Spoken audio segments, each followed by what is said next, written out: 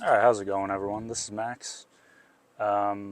Figured I'd start posting on this YouTube channel a little bit more, considering, God, the lighting is so bad in here. This is my drum room, my music room, and so you can see I got packing blankets. They're basically packing blankets lining the walls to help dampen the sound, because the drums, if you've ever played acoustic drums, they get ridiculously loud. But the lighting is terrible in here. This is my office. Someone at the front door.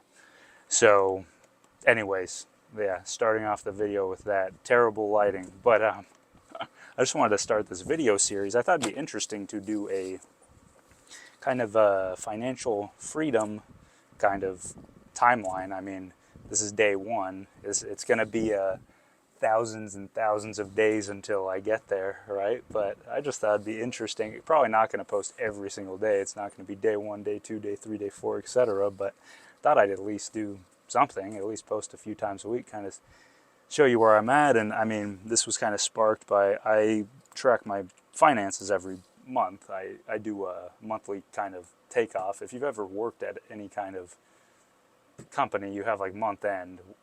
So actual cost I'll take my actual cost from the previous month and I'll plug it into this spreadsheet, and then I have a budget to go against to basically figure out if we're over or underspending, kind of what our surplus is looking like. So my monthly budget, and that's going to be kind of hard to see, but sorry, I'll try to make it.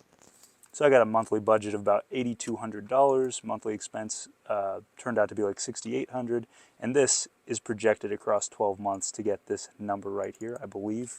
Yes, sorry. And this is just a spreadsheet I made. Actually, funny enough, I call it the retirement calculator because it kind of, you input all of this information: bank account value, investment account value, monthly income, monthly investment, ROI, inflation, years until retirement. It'll actually kind of project what age you'll get to retire. So I'm looking like 55 based on this month's kind of finances.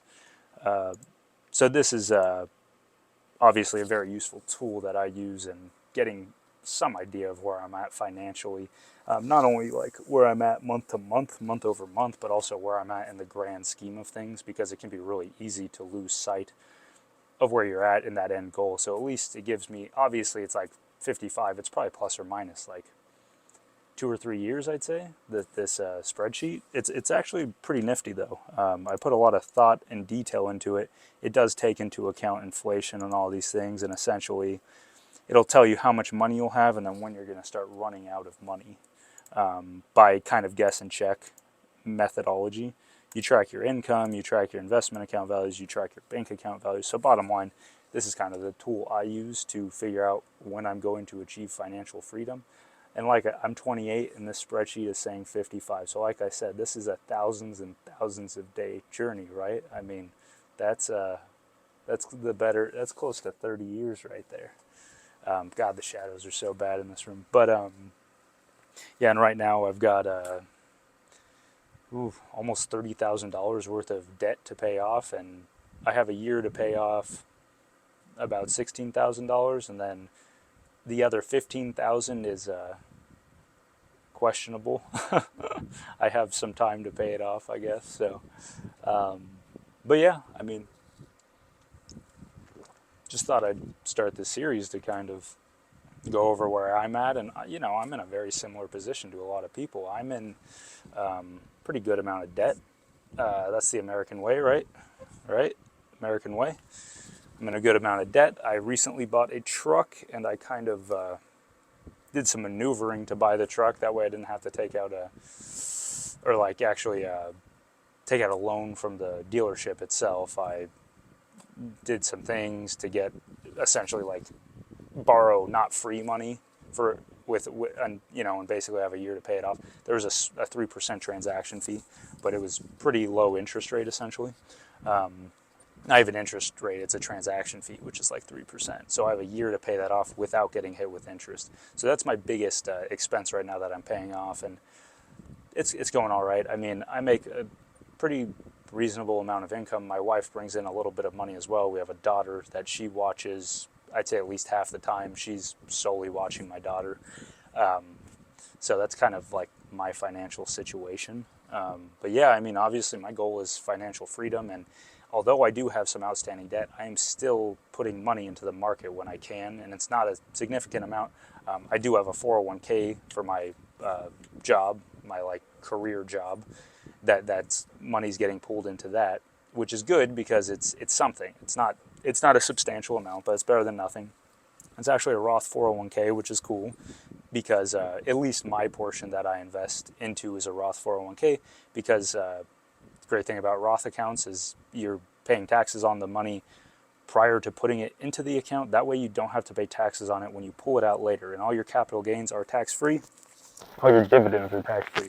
So yeah, little tidbit, if you have the option to use a Roth 401k, use the Roth option. Always, and this is my opinion, but I'd rather pay taxes now on things than pay taxes in the future. And that is due to, one, the potential for taxes to be higher. I live in California, and taxes seem to steadily increase over time, right?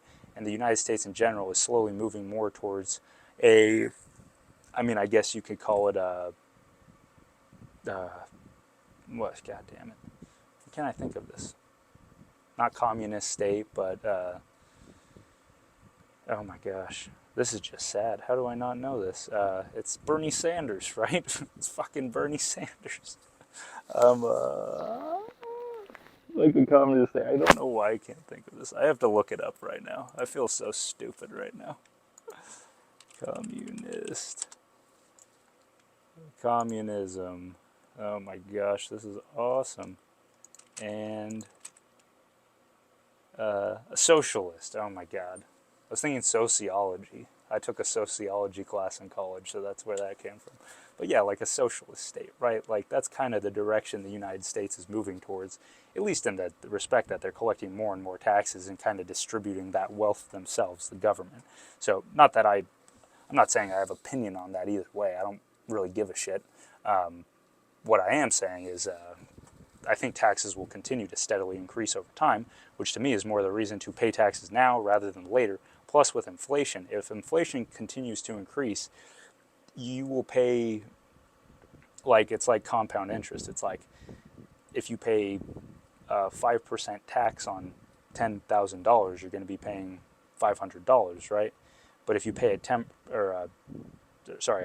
tax on $100,000, you're going to be paying $5,000. So it's like as money becomes, as the value becomes, I guess, inflated, right? And you need more and more money to purchase things. Like any percentage of that money, it's going to be it's going to astronomically compound on itself, which is something where it's like if cost of living in 50 years goes up tenfold, it's like if you need $100,000 a year to live, and in 50 years you need $1 million, it's like, think of the same principle. It's like what's 1% of $100,000? That's $1,000. What's 1% of $1 million? That's $10,000.